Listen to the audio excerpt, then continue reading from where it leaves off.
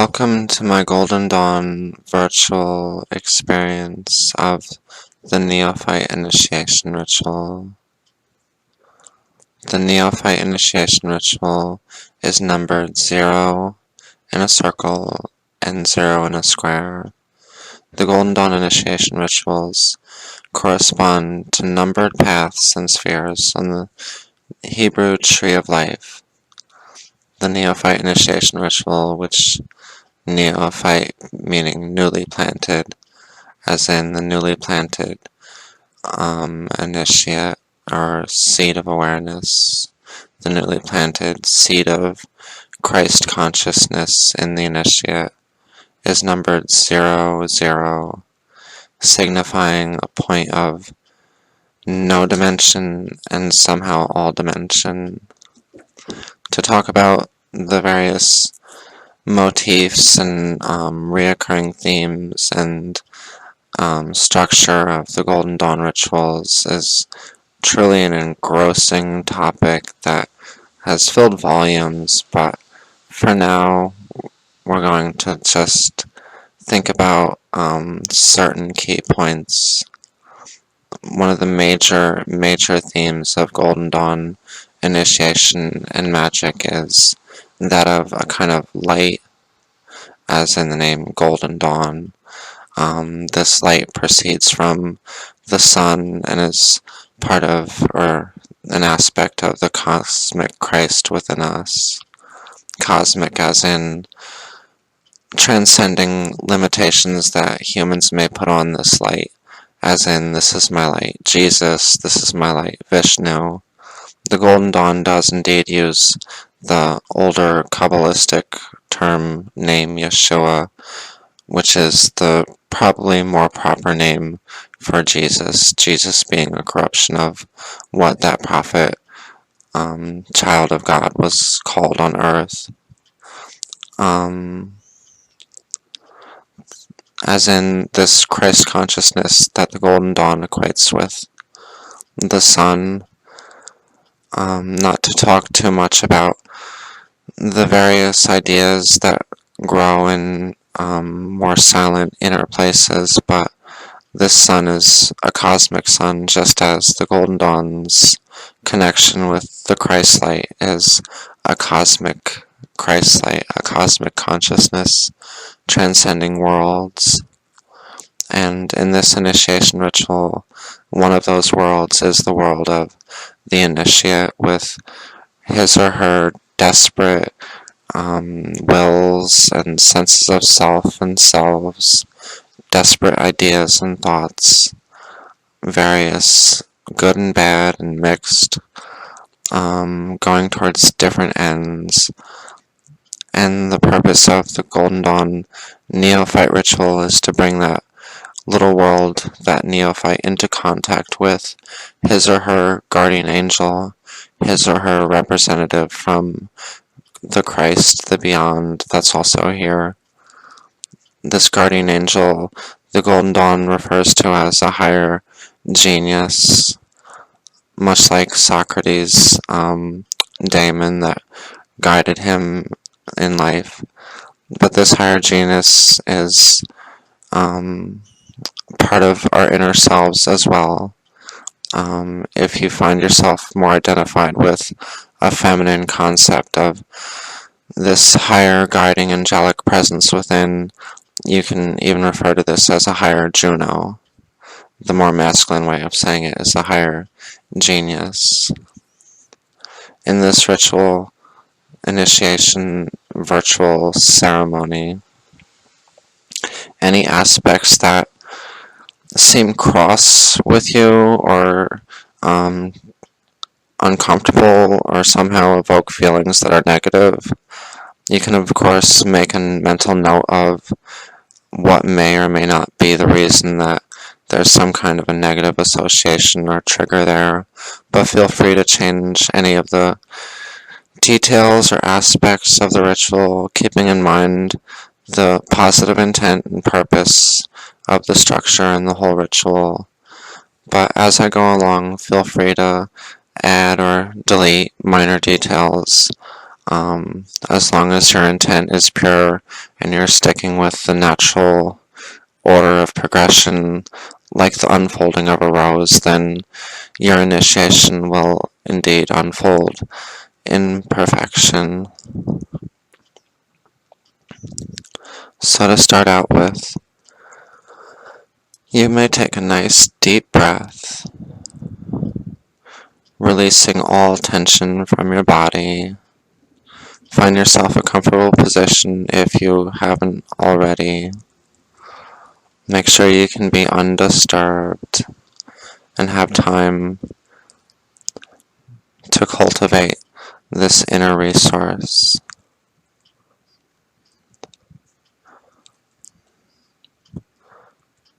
This is not recommended while you are participating in any activity that requires your conscious intention, and this ritual may indeed create some interesting spiritual experiences.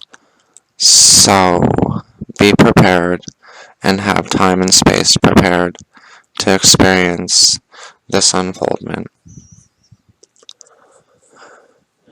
And as you breathe more and more deeply, relaxing all through your body, you find that your mind, the spinning gears, and everything slowly unwind, and a positive feeling flows through your entire body-mind, and your breath becomes still, soft, relaxed, deep.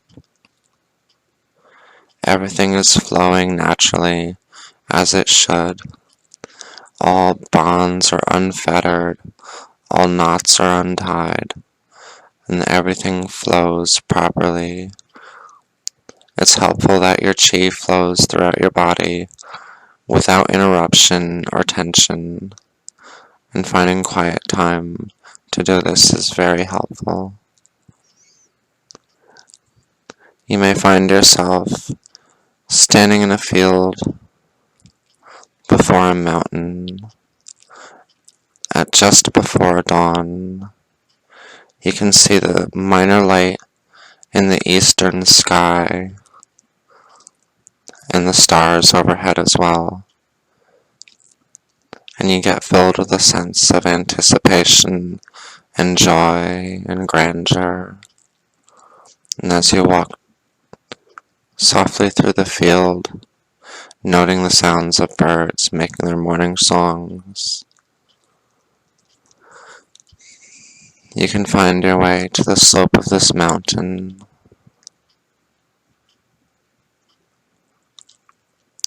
Walking more and more, feeling like you're physically there in this beautiful pre-dawn light. And you make your way up the mountain through a path that's very secure. It's almost as if steps have been carved by the walking of feet before you of other people traversing this mountain for various reasons. Very easily you ascend to a plateau on this mountain, and you see in the east a greater vision of the light coming up in the eastern horizon in the field below.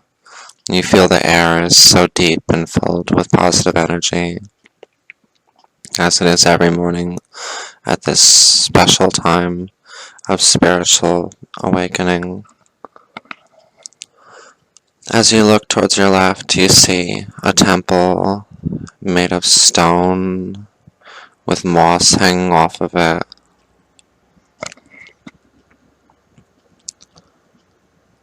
And you see someone waiting outside, and you know that the agreement you designed is for you to take this step of initiation. And the person outside the temple greets you. He or she bears a sword and a layman around his neck or her neck. and the layman has an eye in it, a spiritual eye, reminiscent of the Egyptian eye of Horus.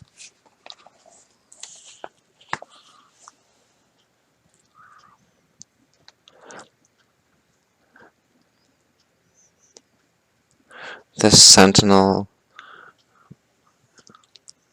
briefs you about the ritual that's going to take place.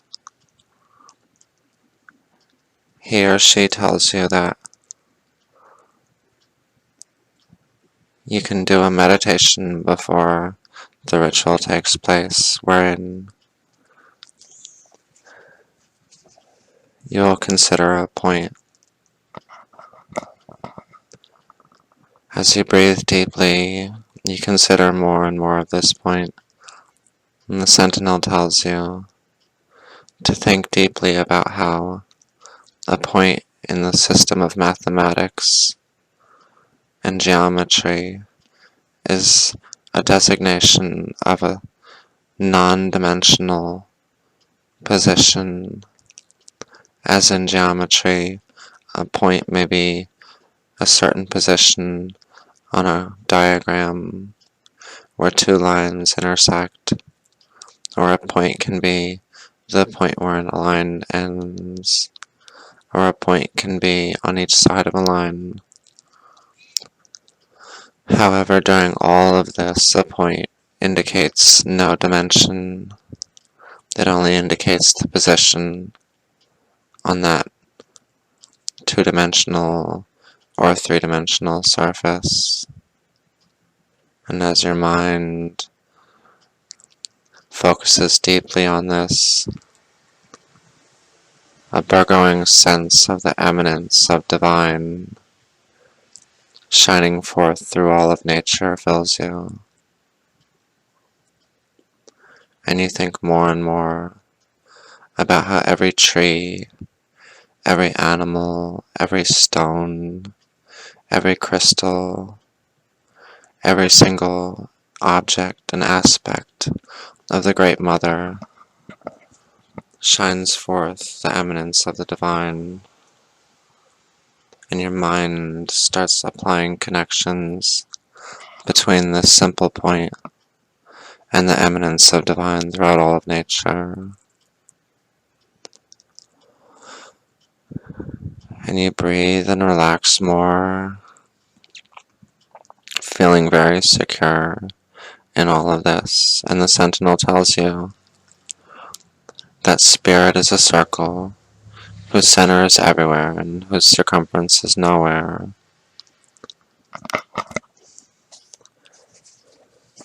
And as you think about this, you hear a knock from within the temple.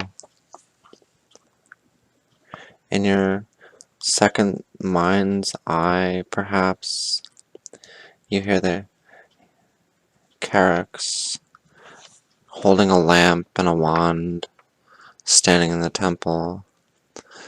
And this Charax is an angelic person holding this lamp and wand on high, saying, Hecus, Hecus, este babole. Now, if you identify more with female figures, you can always refer to this person in your own mind as Karakina, as a female, whenever I say that the Charax does this or that.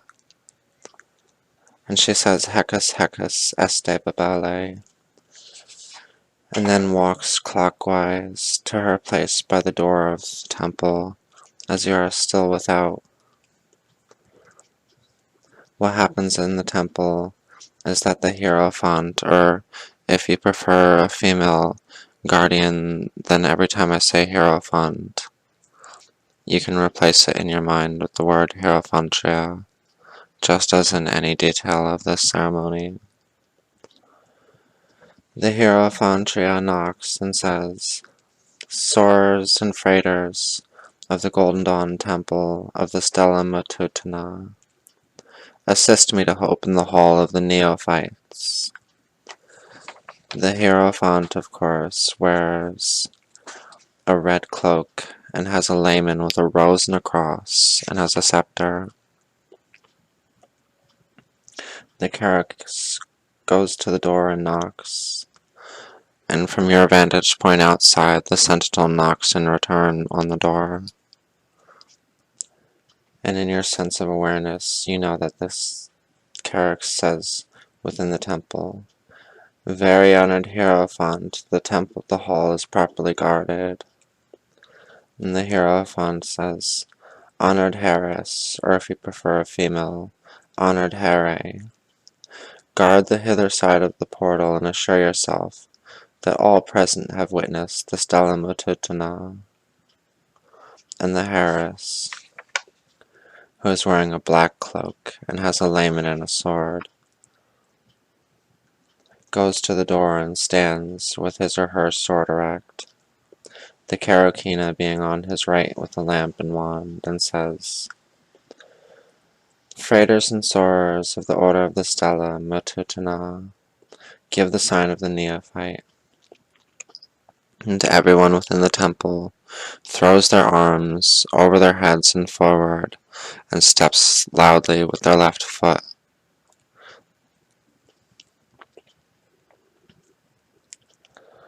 And the Hierophant does the same after the Heres says, "Very honored Hierophant, all present have been so honored."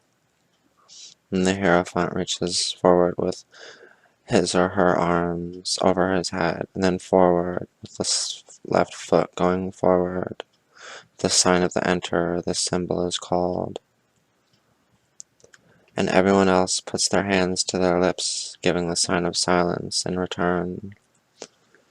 And the Hierophant, without putting his hands to his lips, says, "Let the number of the officers in this grade and the nature of their offices be proclaimed once again, that the powers whose images they are may be reawakened in the spheres of those present and in the sphere of the Order, for by names and images are all powers awakened and reawakened." And now the Hierophant finally puts his finger to his lips, giving the sign of silence. Then he says, "Honored Heres, how many chief officers are there in this grade?" And the Heres replies, "There are 3 chief officers, the Hierophant, the Heres, and the Hedgeman." Hierophant asks, "Is there any peculiarity in these names?" And Heres replies, "They all commence with the letter H." Of what is this letter a symbol? Of life, because the letter H is our mode of representing the ancient Greek aspirate of breathing, and breath is the evidence of life. How many lesser officers are there? There are 3 besides the sentinel, the Carax, the Stolists, and the Dodocius. The sentinel is without the portal of the hall and has a sword in his hand to keep out intruders. It is the sentinel's duty to prepare the candidate. "Frater Dodocius, your station and duties." And the Dodocius responds, bearing a layman and a thurible of fire for incense. The Dodocius says, "My station is in the south, to symbolize heat and dryness, and my duty is to see that the lamps and fires of the temple are ready at the opening, to watch over the censer and the incense, and to consecrate the hall and the freighters and the soarers and the candidate with fire." And the Hierophantria says, "Stolists, your station and duties." The Stolist, bearing a layman with a Venus symbol and a cup of lustral water, she replies, "My station is in the north, to symbolize cold and moisture. My duties are to see that the robes and collars and insignia of the officers are ready at the opening, to watch over the cup of lustral water,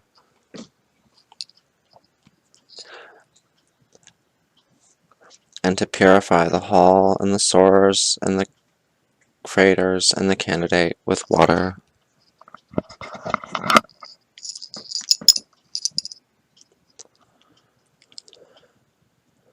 Honored Karokina, your station and duties. And the Carrick's replies, my place is within the portal.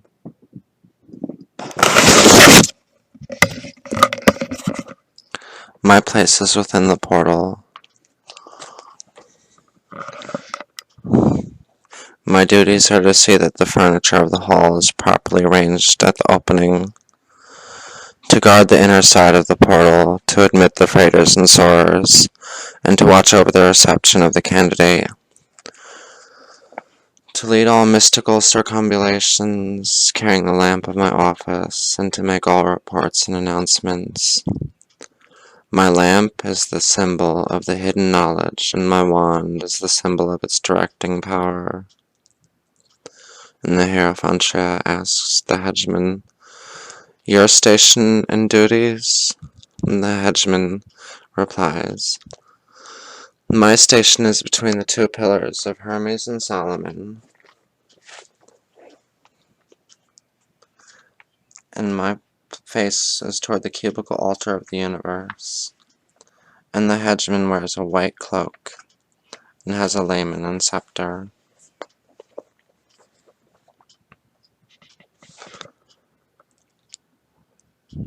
My duty, the hegemon says, is to watch over the gateway of the hidden knowledge, for I am the reconciler between light and darkness. I watch over the preparation of the candidate and assist in his reception, and I lead her in the path that conducts from darkness to light. The white color of my robe is the color of purity. My ensign of office is a meter-headed scepter to symbolize religion which guides and regulates life, and my office symbolizes those higher aspirations of the soul which should guide its action. And the Hierophant asks the Horus, your station and duties? The Horus holds her sword and a banner that's black, with a red cross in the middle, surrounded by a white triangle. She says, my station is in the throne of the West, and is a symbol of increase of darkness and decrease of light, and I am the mistress of darkness. I keep the gateway of the West and watch over the reception of the candidate, and over the lesser officers in the doing of their work. My black robe is an image of the darkness that was upon the face of the waters. I carry the sword of judgment and the banner of the evening twilight, which is the banner of the West, and I am called Fortitude by the unhappy. Now the Hierophant in turn stands, holding his scepter and the banner of the East. You notice that the banner of the East in turn is all white, with a yellow cross in the middle, surrounded by a triangle pointing up, intertwined with a triangle pointing down. These two triangles being each one red and one blue. And the Hierophant says, my station is on the throne of the East, in the place where the sun rises, and I am the master of the hall, governing it according to the law of the order, as he, whose image I am, is the master of all who work for hidden knowledge. My robe is red, because of the uncreated fire and created fire, and I hold the banner of the morning light, which is the banner of the East. I am called power and mercy and light and abundance, and I am the expounder of the mysteries. He takes his seat. Frater Stolus and Frater Dodosius, I command you to purify and consecrate the hall with water and with fire.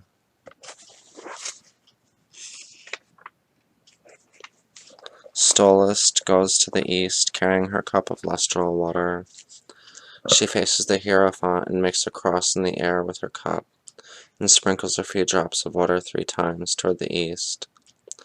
She then passes to the south and does the same, making a cross and sprinkling a few drops.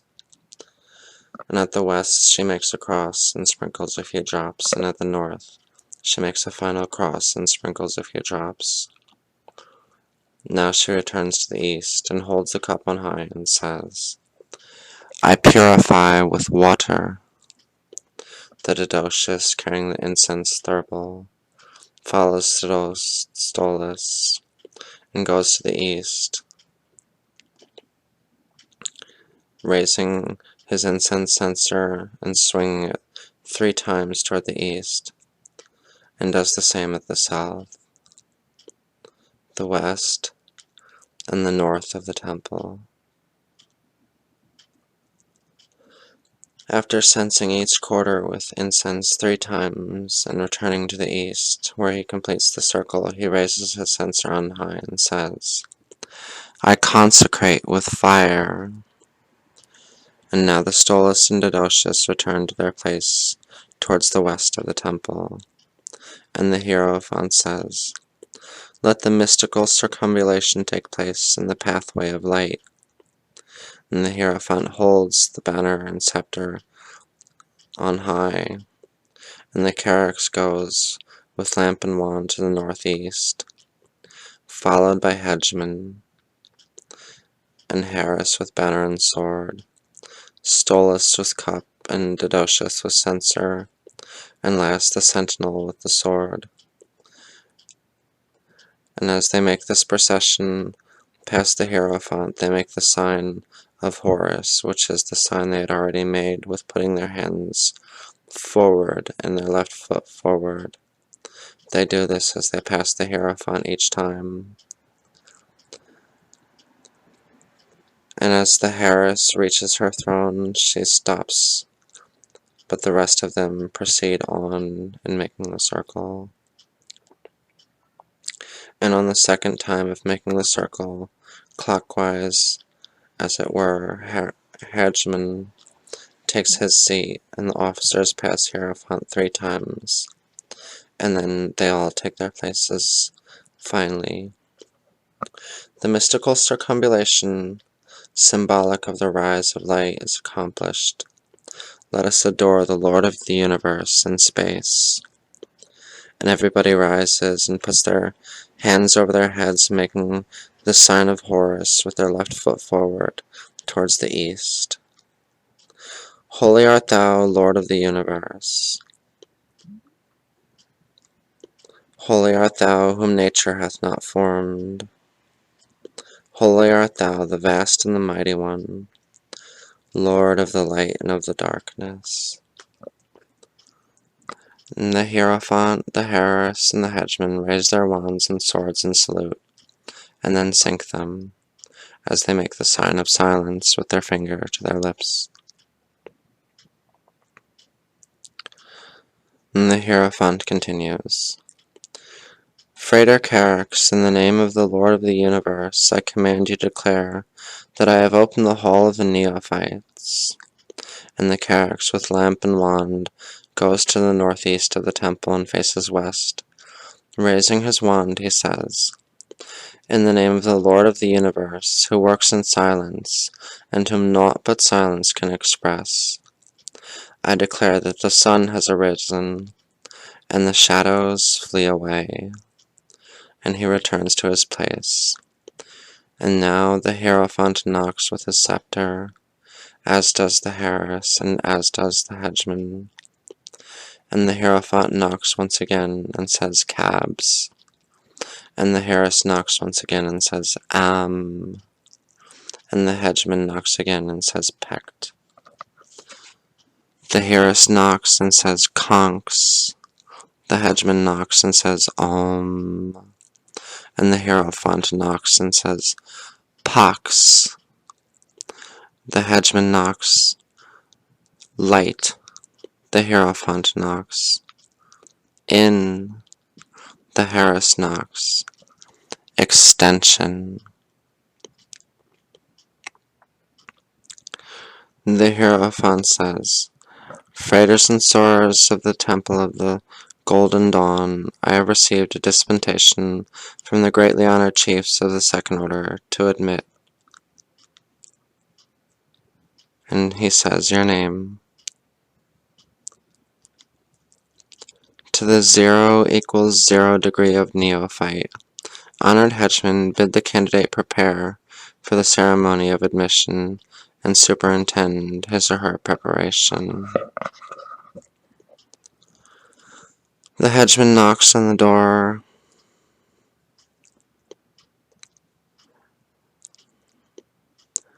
and the sentinel has got you ready with a blindfold around your eyes and a robe.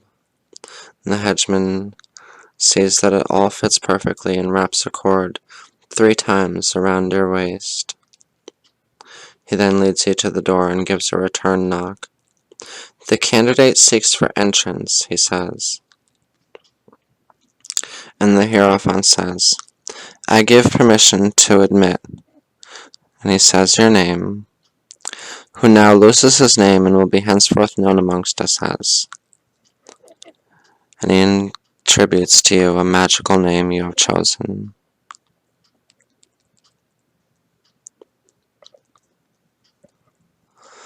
Now let the Stolus and the Didocious assist in the reception. And the Stolus and Didocious stand behind Charax, who is facing the entrance, ready to open the door. And as soon as you enter and are in the hall, these 3 officers stand before you in a triangle formation, and the sentinel is behind you, and the officers say their words in turn. The hencman says, Inheritor of a dying world, arise and enter the darkness. The Stolus says, The mother of darkness hath blinded him with her hair. And the Didocious says, The father of darkness hath hidden him under his wings.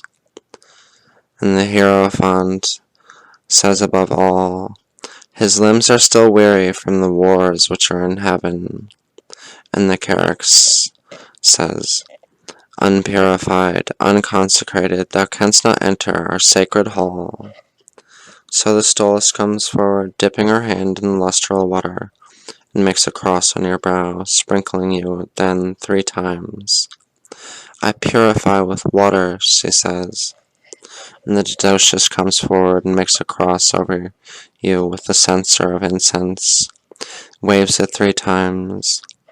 I consecrate with fire, he says. And the Hierophant says, Conduct the candidate to the foot of the altar.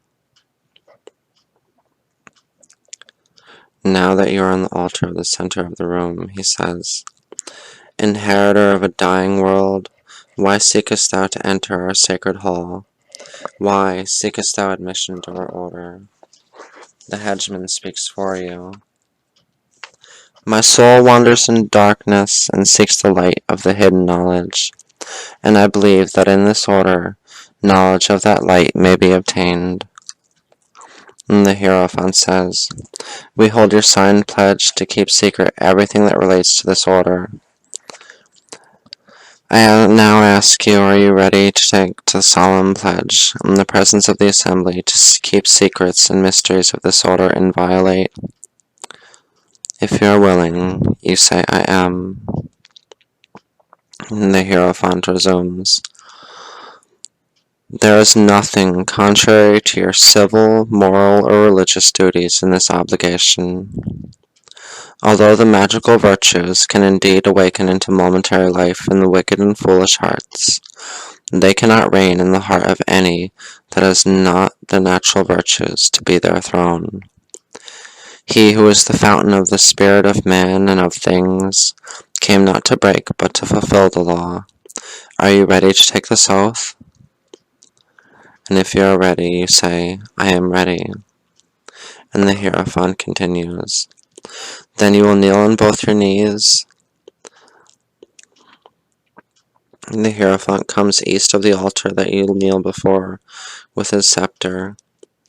And the henchman helps you kneel down and stands at your right, and the Horus on your left. And behind you is a triangle made up of the Charax, Stolus, and Didocious.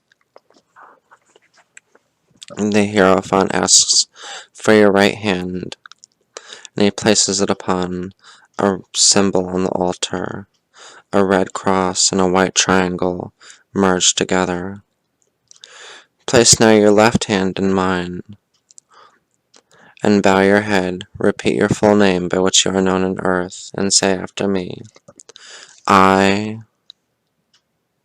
in the presence of the Lord of the universe, who works in silence and whom naught but silence can express, in this hall of the Neophytes, of the Thelema, regularly assembled under warrant from the greatly honored chiefs of the Second Order, do, of my own free will, hereby and hereon, most solemnly promise to keep secret this order, the names of its members, and the proceedings that take place at its meetings, from every person in the world who has not been initiated into it. Nor will I discuss them with any member who has not the password for the time being, or who has resigned, demitted, or been expelled. I undertake to maintain a kindly and benevolent relation with all the freighters and soarers of this order. I solemnly promise to keep secret any information I may have gathered concerning this order before taking this oath. I solemnly promise that any ritual or lecture placed within my care, or any cover containing them, shall bear the official label of this order. I will neither copy nor allow to be copied any manuscript until I have obtained permission of the Second Order, lest our secret knowledge be revealed through my neglect. I solemnly promise not to suffer myself to be placed in such a state of passivity that any uninitiated person or power may cause me to lose control of my words or actions. I solemnly promise to persevere with courage and determination in the labors of the divine science, even as I shall persevere with courage and determination through this ceremony, which is their image. And I will not debase my mystical knowledge in the labor of evil magic at any time, tried or in any temptation. I swear upon this holy symbol to observe all these things without evasion or equivocation or mental reservation, under the penalty of being expelled from this order for my perjury and my offense.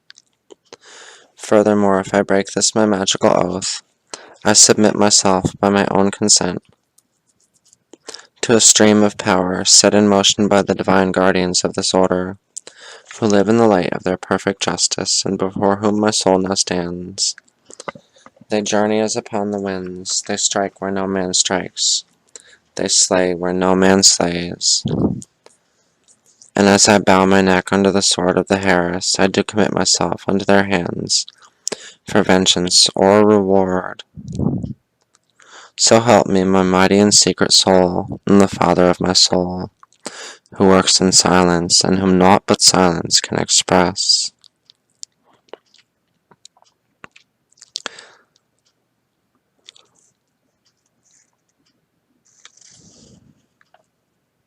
And now the sword is taken off your neck, and the Hierophant says, Rise, Neophyte, of the 0 = 0 grade, of the Order of Thelema. And the Hierophant removes and returns to his throne, and everyone returns to their places, as you are helped to rise by the hegemon. And the Hierophant says, Honored hegemon, you will now place the Neophyte in the northern part of the hall, the place of forgetfulness, dumbness, and necessity, and of the greatest symbolical darkness. And the hegemon guides you to the north, and faces you towards the east. The Charis goes with his lamp and wand to the northeast, and Stolist and Dadocius stand ready to follow in procession, as the Hierophant says. The voice of my undying and secret soul said unto me, Let me enter the path of darkness, and peradventure there shall I find the light. I am the only being in an abyss of darkness. From an abyss of darkness came I forth, ere my birth, from the silence of a primal sleep. And the voice of ages answered unto my soul, I am he who formulates in darkness the light that shineth in darkness, yet the darkness comprehendeth it not. Let the mystical circumambulation take place in the path of knowledge that leadeth unto the light, with the lamp of hidden knowledge to guide us. At that, Carrick leads forward, followed by you and the hedgeman, Stolist and Didocious following behind.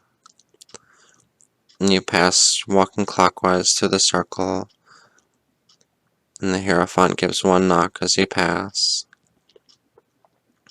And you pass again and reach the south and west, and the Hierophant has given one knock again. Then you pass the north, and on passing the east again, the Hierophant gives another knock. And the Carrick stops before you in the south, barring the way with his wand, and says, Unpurified and unconsecrated, thou canst not enter the path of the west. The Stolist comes forward, and dips her thumb in the water and makes a cross on your brow, sprinkling you 3 times, and says, I purify thee with water. The Didocious comes forward, senses in the form of a cross, over you, and waves the incense over you 3 times. I consecrate with fire. And then they take their places in the procession again behind you, and the hedgeman says to you, Child of earth, twice purified and twice consecrated, thou mayest approach the gateway of the west. And the Carrick leads you to the throne of Horus, and the hedgeman raises the blindfold from your eyes for a moment, and you see the Horus threatening you as he stands with his sword. Thou canst not pass by me, saith the guardian of the west, unless thou canst tell me my name. And the hedgeman speaks up for you. Darkness is thy name, thou great one of the path of shades. And the Horus responds, Thou hast known me now, so pass thou on. Fear is failure, so be thou without fear. For he who trembles at the flame and at the flood and at the shadows of air hath no part in God. And Carrick leads on, and you pass the Hierophant again, who gives a knock. And after passing, the Carrick halts in the north and raises his wand. Unpurified, unconsecrated, thou canst not approach the pathway of the east. The Stolist comes forward again, making a cross and sprinkling 3 times as before, saying, I purify thee with water. The Didocious comes forward again, making a cross and censing you 3 times as before. I consecrate thee with fire. And the hedgeman says, Child of earth, thrice purified and thrice consecrated, thou mayest approach the gateway of the east. The Carrick leads the procession forward to Hierophant, who stands threatening with his scepter. The blindfold is again raised for a moment. Thou canst not pass by me, saith the guardian of the east, unless thou canst tell me my name. And the hedgeman speaks up for you. Light dawning in darkness is thy name, the light of a golden day. And the Hierophant responds, Unbalanced power is the ebbing away of life. Unbalanced mercy is weakness and the fading out of the will. Unbalanced severity is cruelty and the barrenness of mind. Thou hast known me now, so pass thou on to the cubical altar of the universe. And the blindfold is let down again, and the Carrick leads you in the procession past the altar, to the altar. You are placed west of the altar, with the hegemon on your right and the Horus on your left, and the Charax and the Stolas and the Doshes form a triangle behind you. The Hierophant, holding his scepter in his right hand and the banner of the east and the left, advances between the two mystic pillars of black and white that stand in the temple. He comes to the east of the altar, saying, I come in the power of the light. I come in the light of wisdom. I come in the mercy of the light. The light hath healing in its wings. All the other members seem to form a hexagram, two interlocking triangles around you. The Horus holding his sword in his right hand, and the banner of the west, black with a red cross and a white triangle. And everyone kneels down except for the Hierophant, and you are helped to kneel by the other officers. As the Hierophant stands, he raises his hands, holding her scepter and banner for the invocation as follows. Lord of the universe, the vast and the mighty one, ruler of the light and of the darkness, we adore thee and we invoke thee. Look thou with favor on this neophyte who kneeleth humbly before thee, and grant that aid unto the higher aspirations of her soul, so that he may prove a true and faithful neophyte among us, to the glory of the ineffable name. All rise, and they help you to rise too, and you are brought close to the altar. The Hierophant, the Horus, and the hegemon raise their wands and swords, and touch each other over the head with their swords. At the word darkness, inheritor of a dying world, we call thee to the living beauty, says the hegemon. Wander in the wild darkness, and someone pulls off your blindfold completely. We call thee to the gentle light.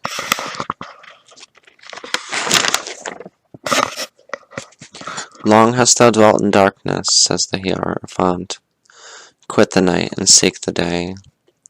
And together they say, we receive you into the order of the Thelema.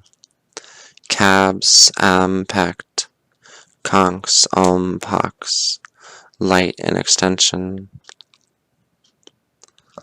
And the Hierophant directs your attention to the lamp and says, in all thy wandering in darkness, the lamp of the Charax went before thee, though it was not seen by thine eyes. It is the symbol of the light of the hidden knowledge. The officers now return to their places, and the Hierophant says, let the neophyte be led to the east of the altar. Hegemon brings you there, near the two black and white pillars that stand.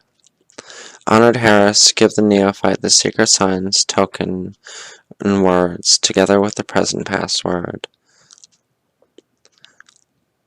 and place him between the mystical pillars and superintend his fourth and final consecration.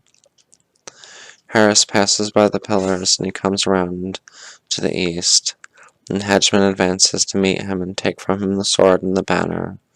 Horus steps between the mystic pillars and faces you. Frater, I now proceed to instruct you in the secret sign, step, grips, and words of this grade. Firstly, advance your left foot a short space, as if entering a porthole. This is the step.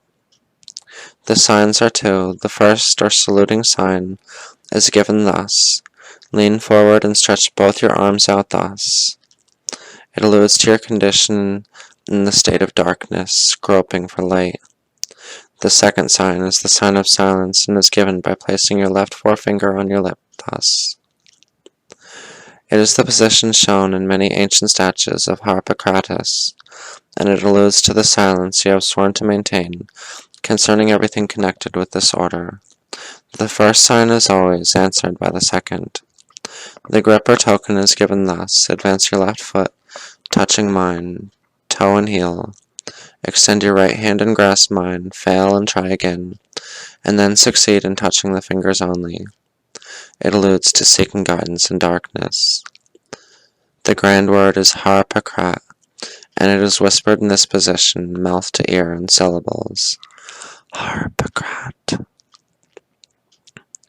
It is the Egyptian name for the god of silence, and should always remind you of the strict silence you have sworn to maintain. I now place you between the two pillars of Hermes and Solomon, in the symbolical gateway of occult wisdom. Let the final consecration take place, and the stolist comes forward and purifies you with water. I purify thee with water, she says, as she makes a cross on your brow and sprinkles you 3 times. And the dead Docius comes forward and makes a cross before you and waves the incense 3 times and says, I consecrate thee with fire. The Hierophant proclaims, Honored hegemon, I command you to remove the rope, the last remaining symbol of the path of darkness, and to invest our soror with the badge of her degree. The hegemon comes forward and hands his scepter and ritual to Horus. He removes the rope around you and puts the sash over your left shoulder. By the command of the very honored Hierophant, I invest you with the badge of this degree. It symbolizes light dawning in darkness. Let the mystical circumambulation take place in the pathway of light, the Hierophant says, and everyone from the northeast starts the procession.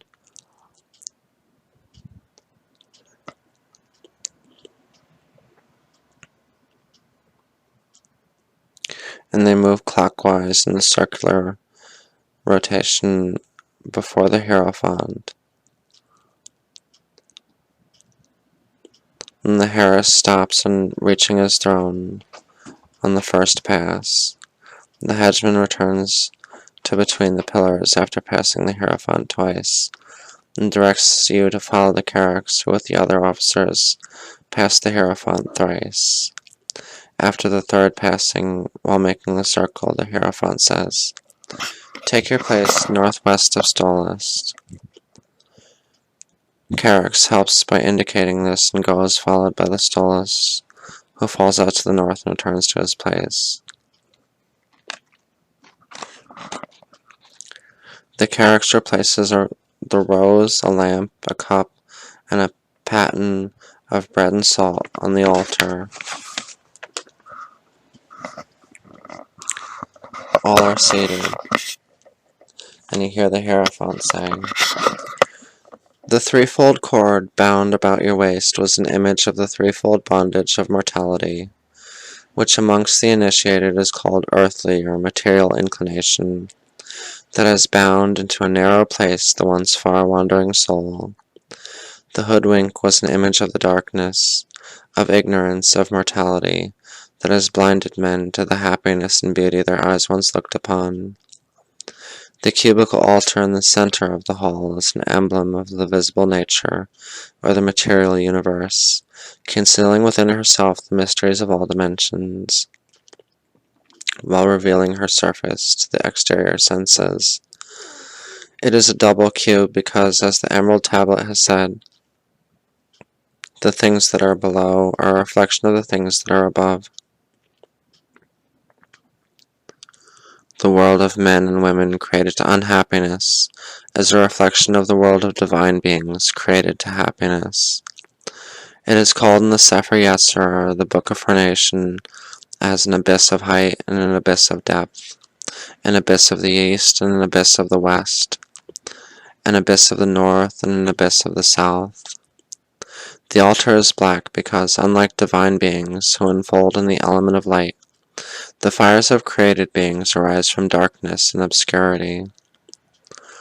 On the altar is a white triangle to be the image of that immortal light, that triune light which moved on darkness and formed the world of darkness and out of darkness. There are 2 contending forces and one always uniting them, and these 3 have their image in the threefold flame of our being and in the threefold wave of the sensual world. The Hierophant holds his arms out in the form of a cross, saying, Glory be to thee, Father of the Undying, for thy glory flows out to the rejoicing to the ends of the earth. He reseats himself. The red cross above the white triangle is an image of him who was unfolded in the light. At its east, south, west, and north angles are a rose, fire, a cup of wine, and bread and salt. These allude to the four elements: air, fire, water, and earth. The mystical words Kab-Zampekt are an ancient Egyptian and are the origin of the Greek Konk-Som-Pax, which was uttered at the Eleusinian Mysteries. A literal translation would be, light rushing out in one ray, and they signify the same form of light as that symbolized by the staff of the Charax. East of the double cubical altar of created things are the pillars of Hermes and Solomon. On these are painted certain hieroglyphics from the 17th and 125th chapters of the Book of the Dead. They are the symbols of the two powers of day and night, love and hate, work and rest, the subtle force of the lodestone, and the eternal outpouring and inpouring of the heart of God. The lamps that burn, though veiled with light, from the summits show that the pathway of hidden knowledge, unlike the pathway of nature, which is continual undulation, the winding hither and thither of the serpent. The pathway of hidden knowledge is the straight and narrow way between them. It was because of this that I passed between them when you came into the light, and it was because of this that you were placed between them to receive the final consecration. Two contending forces, and one which unites them eternally. Two basal angles of the triangle, and one which forms the apex. Such is the origin of creation. It is the triad of life. My throne at the gate of the east is the place of the guardian of the dawning sun. The throne of the Horus at the gate of the west is the place of the guardian against the multitudes that sleep through the light and awaken at twilight. The throne of the hegemon seated between the columns is the place of balanced power, between the ultimate light and the ultimate darkness. These meanings are shown in detail by the color of our robes. The wand of the Charax is the beam of light from the hidden wisdom, and his lamp is an emblem of the ever-burning lamp of the guardian of the mysteries. The seat of the Stolus at the gate of the north is the place of the guardian of the cauldron and the well of water, of cold and moisture. The seat of the Didocious at the gate of the south is the place of the guardian of the lake of fire and the burning bush. Frater Charax, I command you to declare that the Neophyte has been initiated into the mysteries of the 0=0 grade. Charax advances to the northeast, faces west, and raising his wand says, in the name of the Lord of the universe, who works in silence and whom naught but silence can express, and by command of the very honored Hierophant, hear ye all that I proclaim, that our sorrow will be henceforth known by the magical name, has been duly admitted to the 0=0 grade of Neophyte of the order of Thelema. Charax returns to his place, and the Hierophant says, Honored Horus, I delegate to you the duty of pronouncing a short address to our Frater on her admission.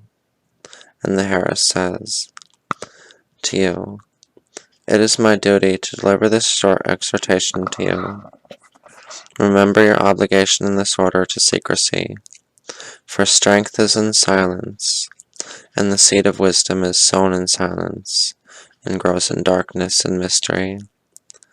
Remember that you hold all religions in reverence, for there is none but contains a ray of the ineffable light that you are seeking. Remember the penalty that awaits the breaker of this oath. Remember the mystery that you have received, and that the secret wisdom can be discerned only from a place of balanced powers. Study well the great arcanum of the proper equilibrium of severity and mercy, for either unbalanced is not good. Unbalanced severity is cruelty and oppression. Unbalanced mercy is but weakness, and would permit evil to exist unchecked, thus making itself, as it were, the accomplice of that evil. Remember that things divine are not attained by mortals who understand the body alone, for only those who are lightly armed can attain the summit. Remember that God alone is our light and the bestower of perfect wisdom, and that no mortal power can do more than bring you to the pathway of that wisdom, which he could, if it so pleased him, put into the heart of a child. For as the whole is greater than the part, so are we but sparks from that insupportable light which is in him. The ends of the earth are swept by the borders of his garments of flame. From him all things proceed, and unto him all things must return. Therefore we invoke him. Therefore even the banner of the east falls in adoration before him. And the Hierophant continues on now. Before you can ask to pass to a higher grade, you will have to commit certain rudiments of occult knowledge to memory.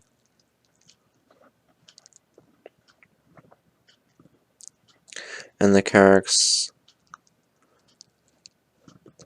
shows you a demonstration with 2 vials of water.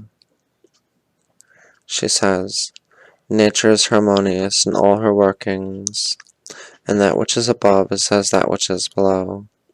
Thus also the truths that our material science we investigate are but special examples of the all-pervading laws of the universe.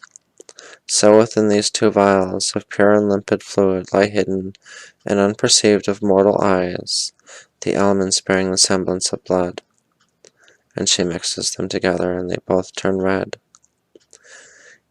She says, even as within the mind and brain of the initiate lie concealed the divine secrets of the hidden knowledge. Yet if the oath be forgotten, if the solemn pledge be broken, then that which is secret shall be revealed, even as this pure fluid reveals the semblance of blood. Let this remind thee ever, O Neophyte, how easily by a careless word or unthinking word thou mayest betray that which thou hast sworn to keep secret, and mayest reveal the hidden knowledge imparted to thee, and planted in thy brain and in thy mind.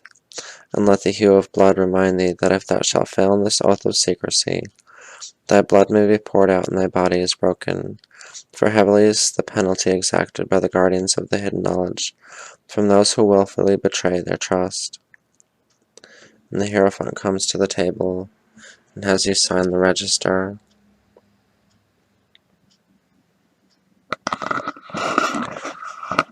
The closing of the Neophyte grade. The Hierophant gives 1 knock, and the Charax goes to the northeast, proclaiming, Hecus, Hecus, este Babeloi, returns to his place. And the Hierophant says, Freighters and sorers of the temple of the Thelema, assist me to close the hall of the Neophytes. The Hieros knocks, the Hedgeman knocks, the Charis knocks, the Sentinel knocks, and the Hierophant says, Frater Charax, see that the hall is properly guarded. And the Charax knocks and returns and says, The hall is properly guarded, very honored Hierophant. And the Hierophant says, Honored Horus, assure yourself that all present have beheld the Stella Matutina. And the Horus asks for everyone to give the signs, which you can now do as well. Hands forward, and then the sign of silence. The Horus answers, Very honored Hierophant, all present have been so honored. And the Hierophant says, Let the hall be purified by water and by fire. And the stolus purifies again as in the opening, sprinkling 3 times and making a cross at each quarter, east, south, west, and north. I purify with water, she says, and now the Dodocious comes forward and makes 3 swings with the incense censer at the east, south, west, and now the north. I consecrate with fire, he says, and the Hierophant proclaims, "Let the mystical reverse circumambulation take place in the pathway of light." And now everyone circles the temple, this time counterclockwise. The Carracks leading the procession, and you and the Hedgeman following behind, and the Harris following you, and the Stolists following Harris, and the Dedocious and Sentinel following behind, and you pass a total of 3 times.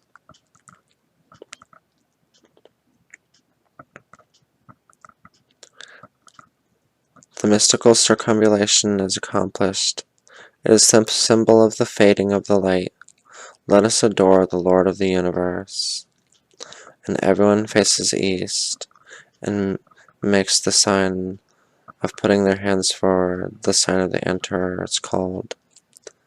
As the Hierophant says, "Holy art thou, Lord of the universe. Holy art thou, whom nature hath not formed. Holy art thou, the vast and the mighty one, Lord of the light and of the darkness." And everyone makes the sign of silence. Nothing now remains but to partake in silence of the mystic repast composed of the symbols of the 4 elements, and to remember our pledge of secrecy. And the Hierophant says to the other officers, "I invite you to inhale with me the perfume of this rose as a symbol of air." Smelling the rose, he hands it over. And eventually it is your turn. You smell the sweet rose. "I invite you to feel with me the warmth of this sacred fire." He spreads his hands over the candle flame and passes it. And it is your turn, and you put your hands over and feel the luscious, invigorating warmth of the candle flame. "To eat with me this bread and salt as types of earth." And he dips a little bread in the salt and eats it, and passes it. And when it is your turn, you take a small piece, and taste the sizzle of the salt on your tongue, and the wholesomeness of the bread. The Hierophant holds the wine and says, "Finally, to drink with me this wine, the consecrated emblem of elemental water." He makes a cross with the cup and drinks. He puts the cup between the cross and the triangle on the altar, and everyone comes forward and partakes of it.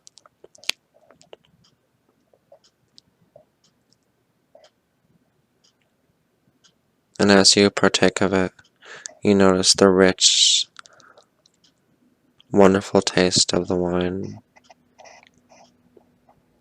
And the Carracks comes forward in his turn and drinks the rest of the wine and inverts the cup and puts it down. The Hierophant says, "Tetelestai," and knocks.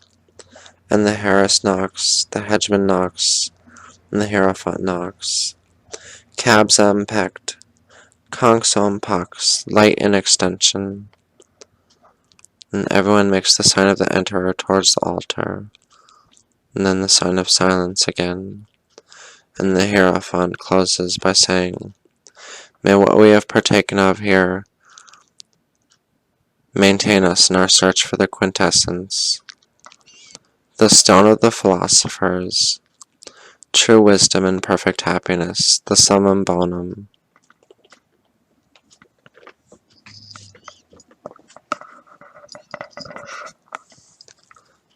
Now it is time for the sentinel to lead you to the door.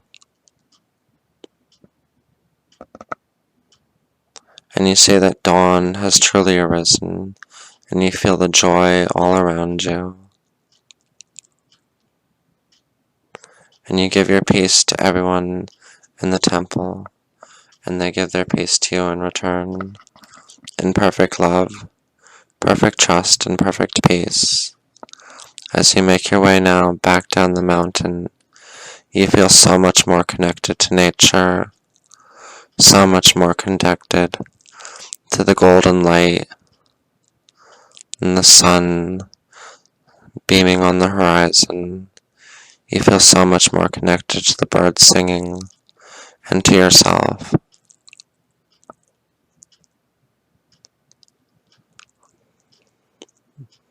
And as you find yourself on the footpath going down the mountain, you notice how bright everything seems, and it is wonderful.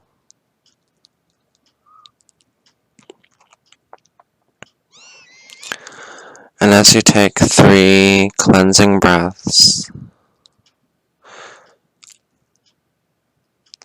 you pull yourself back to your body, back to your here now, back to the room. You can move and wiggle your fingers and touch your face. Touch objects around, touch your knees. Give yourself a nice, great stretch, and come fully to your conscious daily awareness. And blessed be.